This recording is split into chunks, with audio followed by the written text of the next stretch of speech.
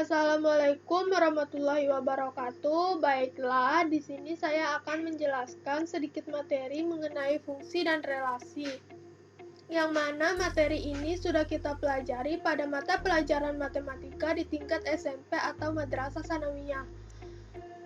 Baiklah, fungsi dan relasi yang akan kita bahas yaitu pengertian dari fungsi dan relasi dan perbedaan fungsi dan relasi. Untuk lebih lanjutnya, kita langsung saja masuk ke materinya.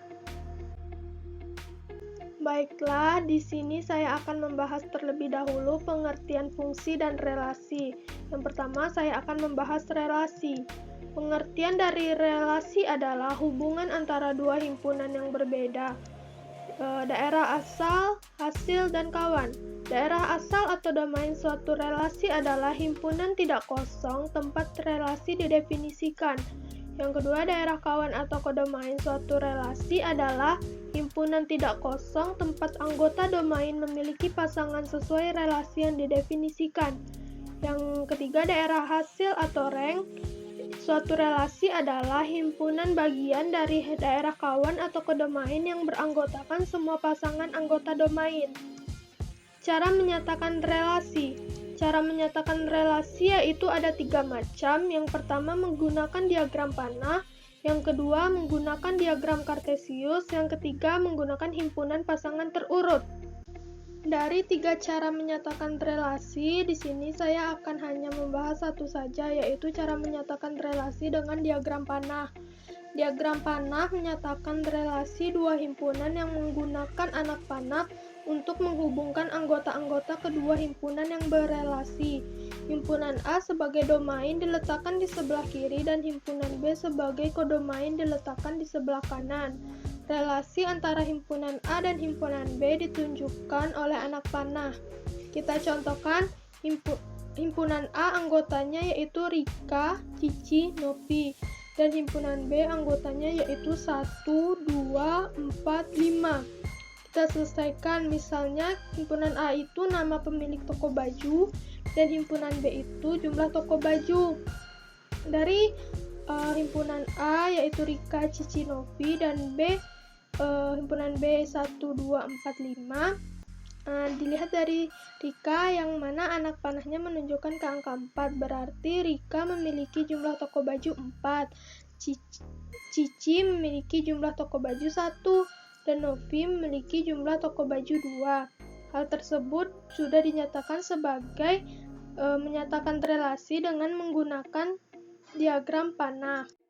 Selanjutnya, saya akan membahas materi tentang fungsi. Pengertian fungsi itu sendiri adalah fungsi atau pemetaan adalah suatu relasi dari himpunan A ke himpunan B yang mana setiap X elemen himpunan A dipasangkan atau dihubungkan dengan satu dan hanya satu Y elemen himpunan B. Dapat disimpulkan bahwa suatu relasi merupakan fungsi. Yang pertama, jika relasi dinyatakan dengan himpunan pasangan terurut, maka tidak boleh ada 2 atau lebih pasangan terurut yang mempunyai unsur pertamanya yang sama. Yang kedua, jika relasi dinyatakan dengan diagram panah, maka tidak boleh ada hubungan bercabang dari suatu X elemen himpunan A ke Y elemen himpunan B. Yang ketiga, jika relasi dinyatakan dengan grafik kartesius, maka tidak boleh ada satupun garis vertikal di sumbu Y yang memotong grafik di 2 titik atau lebih. Baiklah, dari kesimpulan tadi saya akan memberikan salah satu contohnya, yaitu pada himpunan pasangan terurut. Di sini dapat dilihat bahwasanya himpunan P memiliki anggota 1,3, 2,4, 3,5, 4,6, dan 0,4. Dari himpunan P tersebut merupakan suatu fungsi. Mengapa?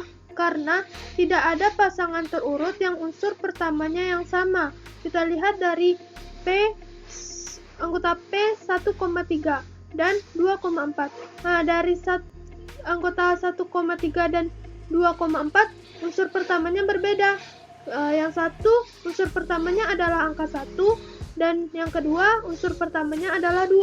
Maka hal tersebut dikatakan suatu fungsi. Jika dilihat dari himpunan Q yang anggotanya 1,3, 2,4, 3,5, dan 1,5 merupakan bukan fungsi. Mengapa? Ada dua pasangan terurut yang unsurnya sama, yaitu 1,3 dan 1,6, di mana unsur pertamanya adalah 1. Suatu fungsi biasanya dinyatakan dengan huruf tunggal, misalnya F, G, H, dan sebagainya. Untuk menyatakan bahwa F adalah suatu fungsi atau pemetaan dari himpunan A ke himpunan B, maka dapat dilambangkan dengan F, A anggota himpunan B. Selanjutnya, saya akan menjelaskan daerah asal fungsi. Apabila F merupakan fungsi dari himpunan A ke himpunan B, maka dituliskan F himpunan A anggota himpunan B. Dalam hal ini, himpunan A dinamakan domain atau daerah definisi atau daerah asal, sedangkan himpunan B dinamakan kodomain atau daerah kawan, fungsi F. Domain fungsi F ditulis dengan notasi df. Dan apabila tidak disebutkan, maka disepakati bahwa domain fungsi F adalah himpunan terbesar di dalam R, sehingga F terdefinisikan atau ada. Jadi, domain fungsi memiliki anggota X elemen R, yang mana Fx itu ada atau terdefinisikan. Himpunan semua anggota B yang mempunyai kawan di A dinamakan rank, atau daerah hasil fungsi F, ditulis R, F atau im F. Fungsi terdiri dari beberapa macam.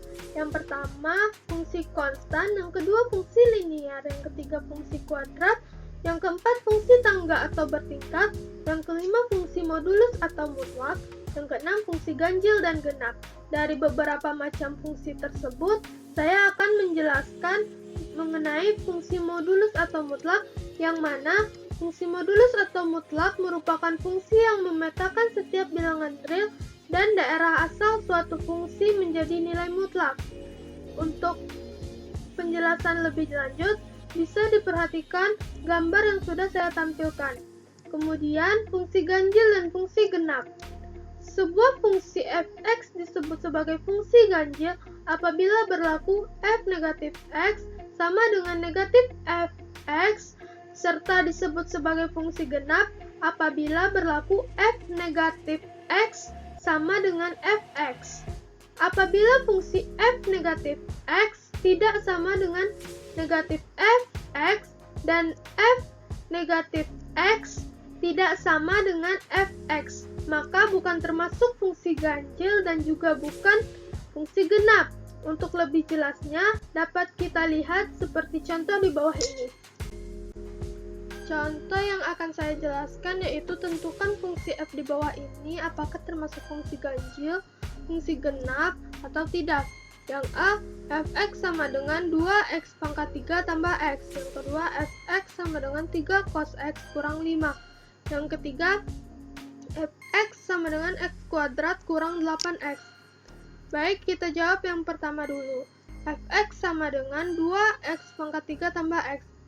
Nilai x tersebut kita ubah menjadi negatif. Maka f negatif x sama dengan 2 kali negatif x kuadrat x pangkat 3 ditambah negatif x. Maka hasilnya negatif 2x pangkat 3 dikurang x. Maka negatif tersebut kita keluarkan, jadinya 2 dalam kurung 2x pangkat 3 ditambah x. Maka hasilnya negatif fx. Sehingga fungsi fx tersebut merupakan fungsi ganjil. Yang kedua, fx sama dengan 3 cos x kurang 5. Nilai x tersebut kita ubah menjadi negatif, maka f negatif x sama dengan 3 cos negatif x dikurang 5. 3 cos x kurang 5 sama dengan hasilnya fx, sehingga fungsi fx tersebut merupakan fungsi genap. Yang ketiga, fx sama dengan x kuadrat kurang 8x, masih kita ubah juga x-nya dengan negatif, maka f negatif X sama dengan negatif X kuadrat dikurang 8 kali negatif X, maka hasilnya X kuadrat tambah 8X. Fungsi f negatif X kan tidak sama dengan negatif fx dan fungsi negatif X tidak sama dengan fx, sehingga fungsi fx di atas bukan merupakan fungsi ganjil dan bukan merupakan fungsi genap. Baiklah, sekian pembahasan materi relasi dan fungsi dari saya. Semoga dapat bermanfaat bagi teman-teman semua. Wassalamualaikum warahmatullahi wabarakatuh.